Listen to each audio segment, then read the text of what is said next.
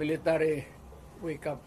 Sir, there are observers no, from other countries. Hindi ganito yan. There's Ha? a silent martial law in the Philippines. Correct.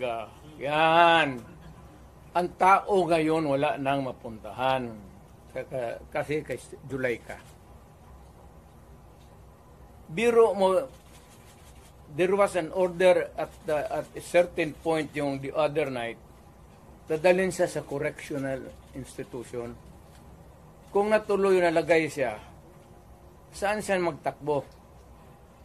Hindi magagalaw itong Supreme Court kasi separation of powers.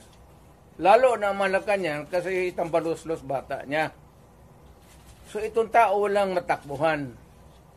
Yan ang sinabi ko.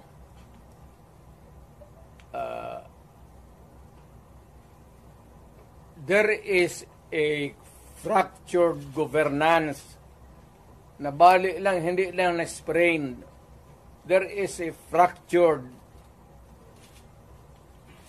in the governance sa ating Pilipinas ngayon. Walang makakorek niyan.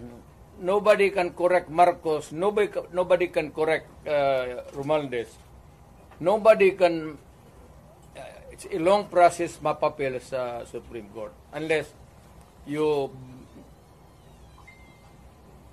dala ka ng kaso doon, matagalan yan. Mga next year pa yan. So if you want a redress of grievance, there is no urgent remedy.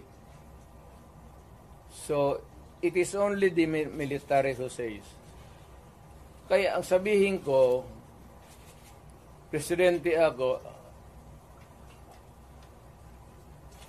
nakita ko ang sitwasyon.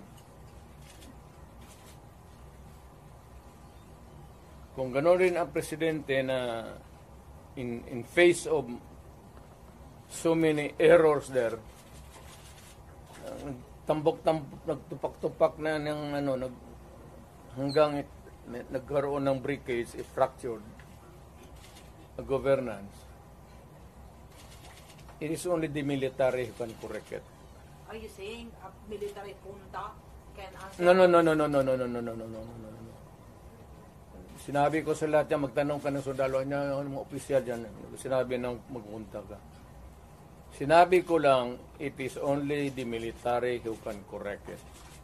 Now, to answer your question,